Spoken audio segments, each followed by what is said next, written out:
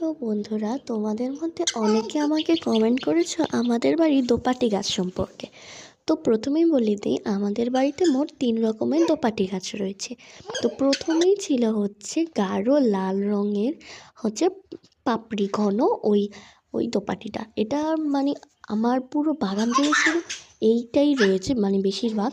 আর এরপরে ছিল হচ্ছে হালকা পাপড়িওয়ালা, আর এটা রেড নোট কালারের মধ্যে। তোমরা খেয়াল করলে দেখতে পাবে যে আগের আগের যেই দোপাটি ফুলটা দেখিয়েছিলাম সেটা ছিল হচ্ছে এই ঘন পাপড়ি আর গাঢ় লাল, কিন্তু এটা হচ্ছে একটু রেড নোট পাপড়ি আর হালকা পাপড়ি। আর তারপরে ছিল গোলাপি রঙের। আর এটা আমার কাছে প্রায় অল্প কয়েকটা গাছই রয়েছে। তো আজকের ভিডিওতে এই পর্যন্তই, দেখা হচ্ছে পরের নিউ ব্লগে। যদি ভিডিওটা ভালো লেগে থাকে তাহলে লাইক করে চ্যানেলটাকে সাবস্ক্রাইব করে দাও। তো আমার কাছে মোট এই 3 রকমের দোপাটিই রয়েছে। ভালো লাগলে তাহলে একটা কমেন্টও করে দিয়ে যাও। আজকের মতো টাটা, দেখা হচ্ছে পরের মিনি ব্লগে। বাই।